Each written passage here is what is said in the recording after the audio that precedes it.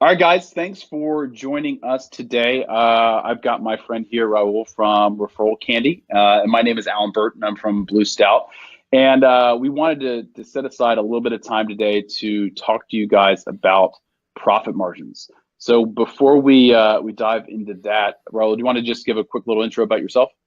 Absolutely. So yeah, I'm the partner manager here at Referral So for those of you who don't know what Referral is, we're a referral software for e-commerce. And so we're used to talk a lot about customer loyalty and referral marketing. So that's kind of like the areas we're going to cover today. So yeah, I'm excited about this. Yeah, I am too. And this is sort of a different format than some of the other sort of presentations and webinars that we at Blue Stout have done in the past. And for those of you who aren't familiar with me or Blue Stout, we are a e-commerce consulting firm, and we help merchants, typically high six and seven and low figure eight merchants, scale. And we do that by focusing on the core metrics that really matter to your business, and that are your conversion rates, your average order value, and your repeat purchase rates. And so today we figured we'd try a little bit different of a format than what we typically do, and try to keep it very quick, very tactical, and very actionable, and give you guys a few, and specifically three tactics that you could take away from today and literally start applying into your business right away.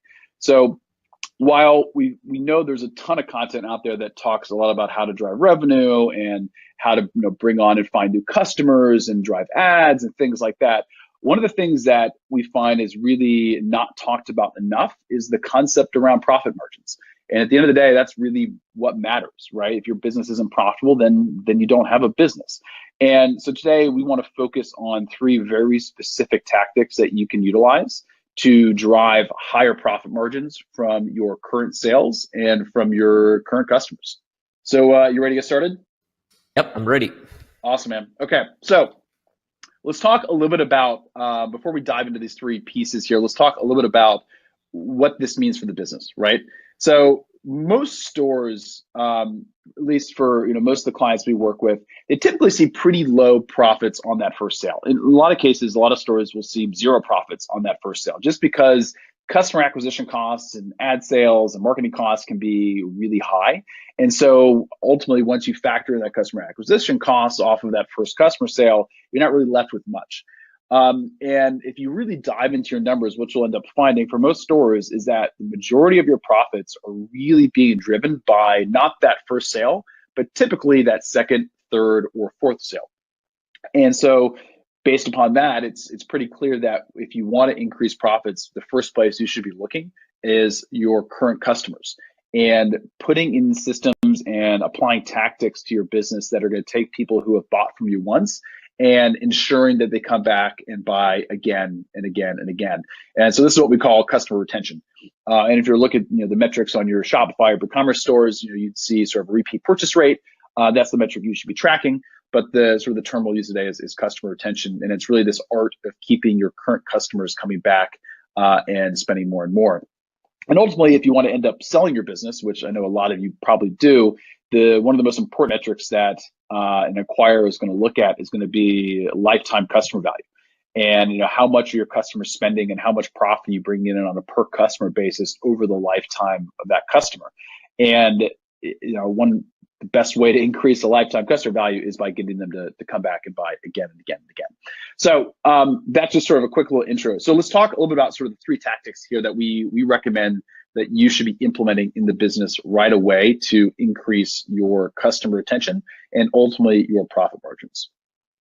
So I'll take the first one here, Rule. So the first one that I recommend is focusing on segmentation and personalization. So what does that actually mean, right? So what this means is, after somebody buys from you, what are you doing with them? And probably the most common thing that probably most people are doing, or at least most stores that we talk to, is after somebody buys, they'll maybe they'll throw them in their newsletter list, or maybe they'll send a thank you or a confirmation email. But that's typically where it stops.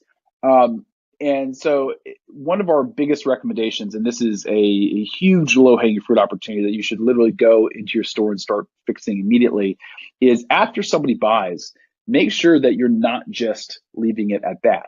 Make sure that you're using that as an opportunity to keep in communication and put them into a cycle and a sequence of communication that's going to keep them engaged with the brand.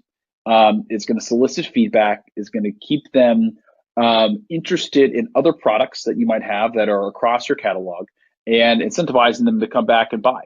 And probably the best way to do this is frankly through email. So if you use a tool like MailChimp, or even better, a tool like Klaviyo, you can create these automated flows that fire after somebody buys, that are then positioned to talk to them about the order, make sure their order is okay, and continue to build a relationship with them, and then put them into another upsell or cross-sell sequence that gets them to come back and buy again. And because that, if you study consumer psychology at all, you know that literally if somebody makes a purchase with you, that person is 10x more likely to make a second purchase with you, because now they inherently trust you because they've already given you their credit card information. So that person is primed to buy again if you just engage them. So sort of the automated process of this is setting up flows in the back end using email. But if you want to add on another layer to this, we'd recommend doing segmentation and personalization. And so you can look across your product catalogs, determine for certain types of customer segments that you serve, who are better fits for those types of products in your catalog. And if somebody buys a certain product, you can then peg them and put them into a segment that upsells them on another product that they're going to like. So for example, if you're a fashion company and that there's a certain style of menswear, and they buy a certain style shirt, that you could probably upsell them on a pair of pants and a pair of shoes that matches that style or is from that same designer, versus just sending them a generalized email that would go out to your entire newsletter that pitches them on what that next sale is. You should be personalizing and segmenting that customer and upselling them on the product that is going to be the best next fit for them. So looking at segmentation and personalization, that would be sort of the first step that we would recommend taking to help keep your customers engaged. What do you think, Earl? Well, I think it makes a lot of sense in the sense that this is something you mentioned at the beginning that I really liked, and I think that's probably the whole idea behind this talk today. It's that we're not only focusing on I feel like a lot of owners are focusing on driving a lot of traffic to their store and driving as many people to visit their store as possible, but they tend to forget people once they make that first purchase. And a lot of merchants don't realize that one of the biggest sources of profit, not revenue necessarily, but profit, is that encouraging those customers to keep coming back to the store. It's very, very valuable because you have gotten rid of all the fixed costs and all the costs that were related to acquiring that customer. So that customer is already with you. They trust you with their money because they bought something from you. And so I feel like we don't usually put enough emphasis on retaining customers as a source of profit. And I think it just makes a lot of sense to, if we have all these strategies set up and to make sure that a lot of people are visiting our store, we have to do the same for those customers that are about to leave because they made the purchase. Keeping them coming back is just as valuable, or which I'm assuming it's the next point that we're going to discuss, is how you can turn them into your salespeople, into your marketing department, so they can help you get access to their network, which I'm assuming referrals is something that word of mouth is something that we're probably going to discuss as a way of increasing customer loyalty. Yeah, 100%. And so the 2 points there, right, is, and nobody thinks about this, but the more you can get people to come back and make purchases from you, so multiple purchases, you're absolutely right. You can actually afford to spend more to acquire that customer. So it actually opens you up to a bunch of different new sales channels that maybe would have been unprofitable for you previously. So that's a great point. But then, yeah, absolutely. And that's, you kind of lead in towards sort of the second main point here. And I'll let you take the lead on this one. But the second piece that you should be focusing on, that you could literally start to implement today into the business to help increase that retention, would be building very specific loyalty rewards and incentives in for those current customers, especially your top customers. Yeah, I remember when I joined ReferralCandy about 2 years ago now. So obviously I did a lot of research on referral marketing because it's something that obviously I had to become an expert on. And I remember one of the stats that I saw that I mean, I still remember it today, almost 2 years later, is that about 50% of US consumers, this was part of a research study, about 50% of US consumers say that friends and family were their top sources of brand awareness. So basically, we discover brands and we discover products that we like and experiences thanks to our closest circle. So I'm actually going to ask you a question, Alan. What was the last thing that you bought or that you acquired thanks to a recommendation? Oh man, that's a good question. You know what it was? Okay. Maybe not what, but when was the last time that you remember that you got a recommendation that turned into a purchase?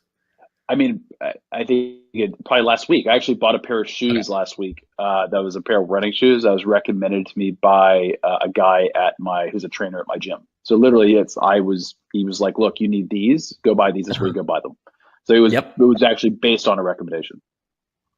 Yeah, exactly. I mean, and one of the things that I say the most to people that have seen me in other webinars is that one of the best things about referrals is that since they come from someone in your circle, they're very trusted opinions. Whenever we're buying something online, we always tend to go on Google and find reviews about the product that we're going to purchase. But if you get someone from your family or a friend of yours telling you about a specific product, you don't really need any more reviews. You pretty much got all the information that you needed because you trust that person. And what I always say is that, friends and family have the ability of selling products without sounding like a salesperson, like I probably do. So that's the best thing about it. It's that you're basically turning your customers into your salespeople. So in terms of loyalty rewards and incentives that you can set up. So we briefly covered the importance of referral marketing and why you should run it. But one of the things that I've realized is that one of the misconceptions I would say about referral marketing is that a lot of people think that referral marketing only works for acquiring new customers. So it's, you give some sort of referral reward to your customer for bringing new customers in, but you have to recognize that referral marketing, it's also something you can use for customer retention and customer loyalty. So, and one of the easiest way of doing this, it's actually something we've seen our customers do, is adjusting the rewards to their purchase behavior. So how do you do this? So let's say that you are running a store that has recurring purchases and you know that your customers are coming back to your store and buying from you, let's say once a month or a couple times a week, whatever it is, but you know that they're coming back kind of frequently. Maybe giving them a cash reward for every time they refer a friend. It's probably not, I mean, they're going to be happy about it. Of course, everyone's happy about, getting a cash reward, but giving them a discount on their next purchase, it's probably going to increase their customer loyalty, because if they had any doubts about coming back to your store and buying from you, that's gonna be gone, because they have an incentive that other competitors are not giving them. You're giving them a discount on their future purchase. So that we've seen that working very well for subscription businesses, because people know that if they refer their friends, their next box that they receive next month or whatever product that they're going to receive next in their subscription, it's going to be cheaper, just because they've been able to recommend friends and family. And we've seen that also companies being smart about their referral and the referral and loyalty rewards. It's by adjusting it to their purchasing behavior. So at the same time, if you have a product that your customers are going to buy just once, for example, it doesn't make any sense to give them a discount on their next purchase. It's just better to give them a cash reward. So we've had customers that sell, let's say, mattresses. That's something that you buy maybe once every 8 to 10 years.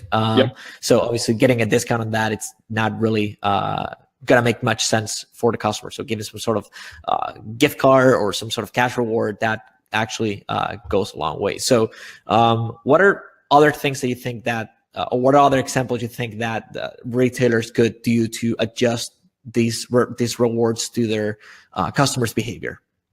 Yeah, so you're absolutely right. So the point about like the cash rewards versus the like the actual discount on a purchase, the reason why that works so well, and we see this across everything we do with our clients, is because it's very tangible.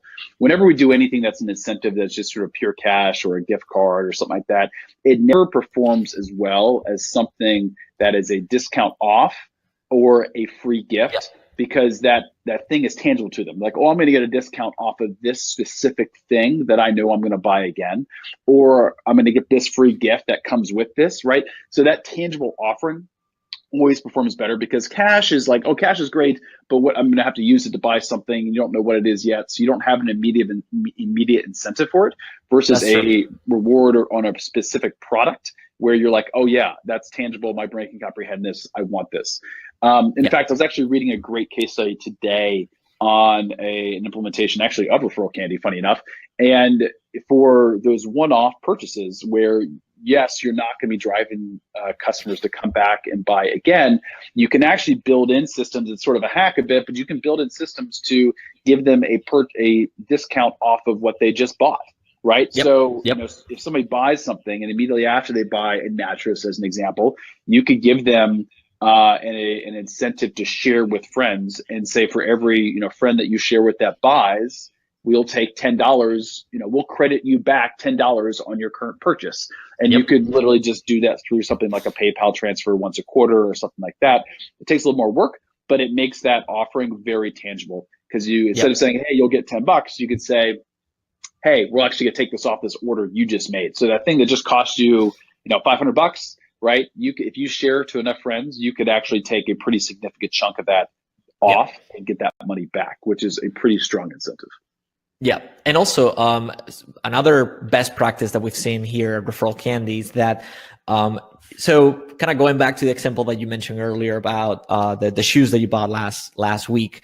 One of the good things about that is that you got a recommendation from someone that wasn't really getting an incentive from you buying those shoes. Like, I'm sure that person didn't give you some sort of coupon or link or anything like that. He just did that because he knew you had a need and he was just happy to help. So sometimes retailers need to think more about what their customers going to offer to their friends, more than what they're getting in return, more than the affiliate commission per se. So we've seen referral programs where maybe the referral reward for the customer wasn't that big. Maybe they were given like $10, $20, which again is nice, but the offer for the friend to make that first purchase was very significant. So maybe they were given a 50%, 70% discount on that first purchase. And we noticed that they were outperforming other referral programs. And we believe it's because they were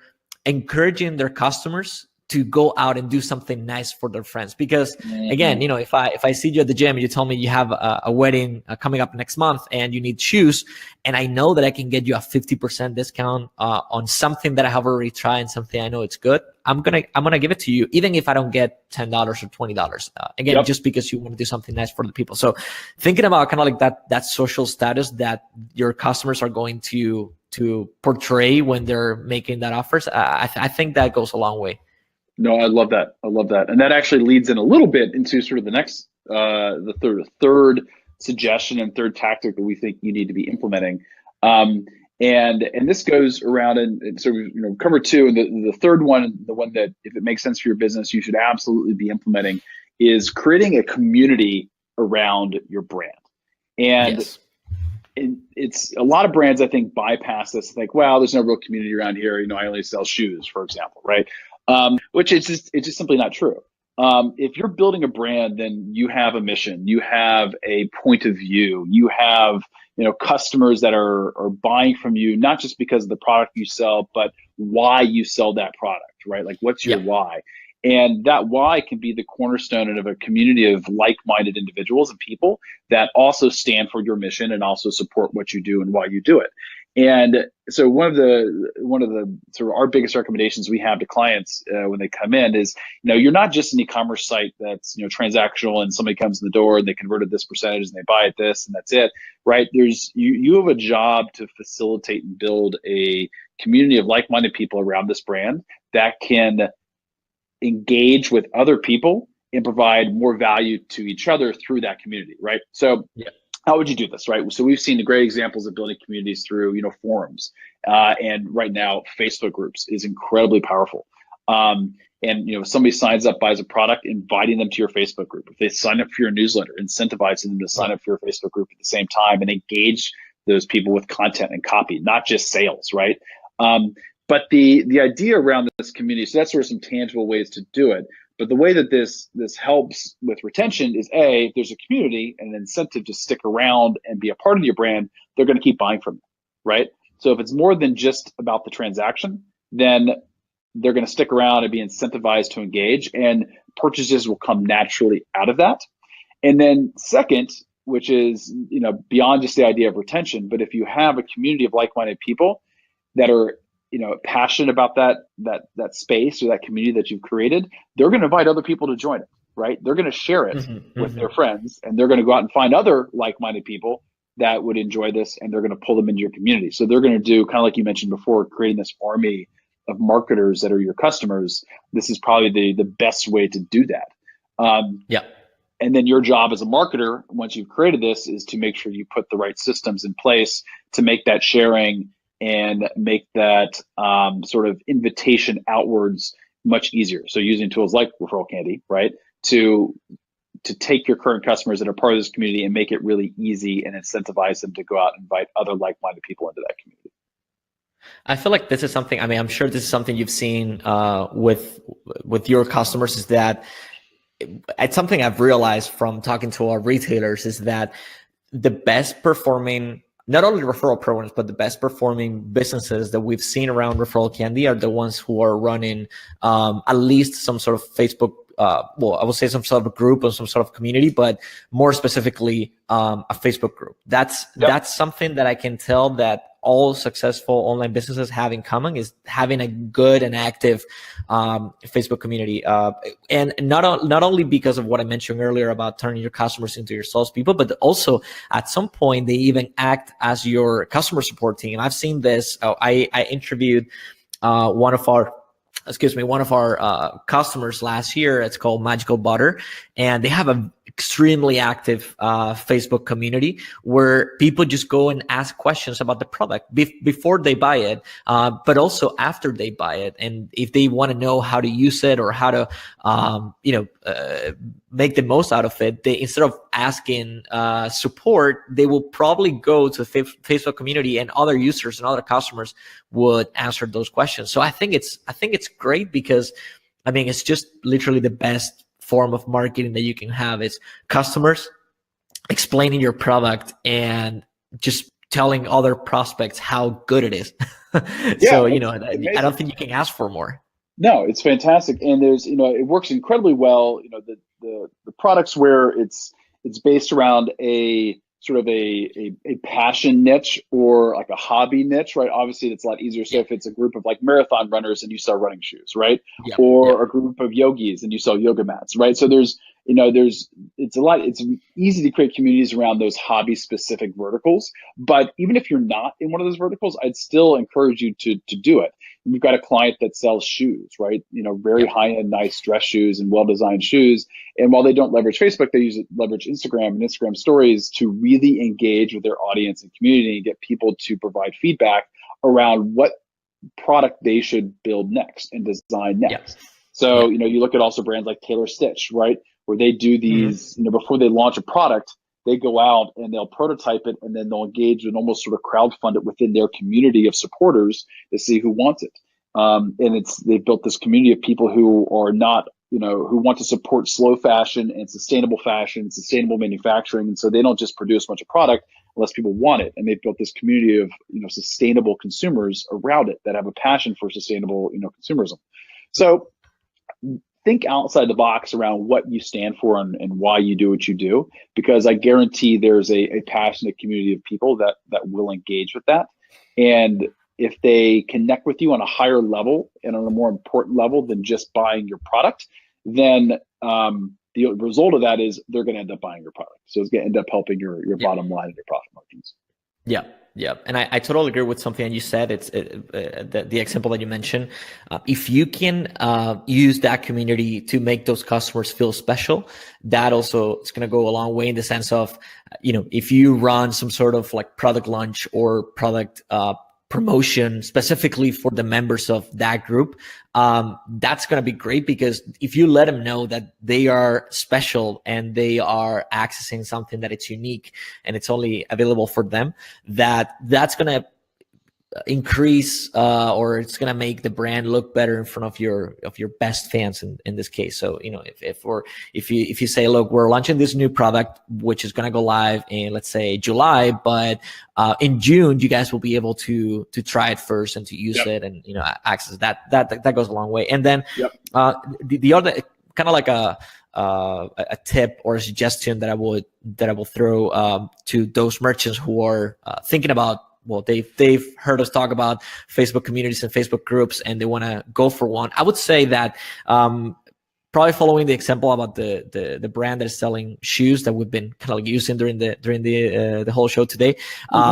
If you have a shoe brand, maybe don't go and create a group about shoes, but maybe go after something more general, like men's fashion or like men's fashion trends, something like that, something that's more general that a lot of your customers can have in common. Because even if you have a shoe brand, I'm assuming you'll have different styles, and so some customers will be interested in one specific type of products and some others won't. So try to create something that puts them all in the same bucket, and shoes by itself, it might not be the right one, but maybe go after a general term, which is like fashion, and something that can also lead to conversation, something that it's specific but at the same time open enough that people can create several conversations at the same time.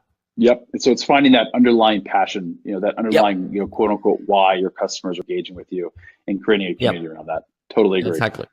Totally agree. Awesome.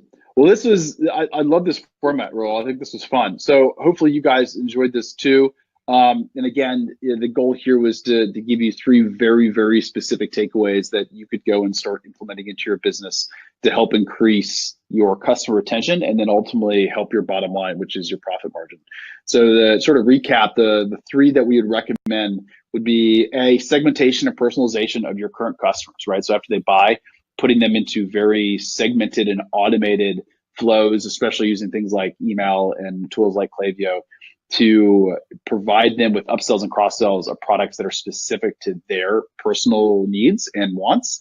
The second would be building in loyalty rewards and incentives, right, to keep your best customers engaged and around.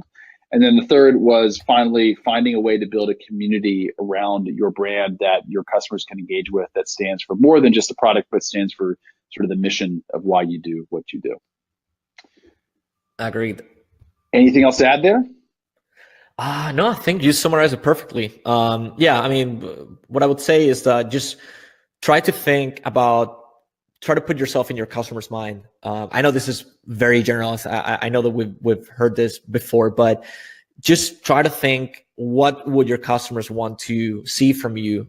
Try to enrich their whatever channel you're using to be in front of your customers, whether you're using Facebook or email, whatever it is. Try to not go for the sale in like a hard way. Try to provide them with good content, with good ideas on how they can potentially use your product. And I mean, just try to get them to talk to their friends and family about you. I mean, think about them as your best marketing resource. So I think we cover several areas and several tactics that people can just implement pretty much right away. I love it. Well, I think we're out of time. I think we cut it there. But this was fun, Raul. We'll do this again. And guys, let us know if you like this sort of quick, fast hitting, very specific format, and we'll maybe we'll do it again. All right, sounds good to me. Awesome. Thanks, man. We'll talk to you soon. Thank you. Bye-bye.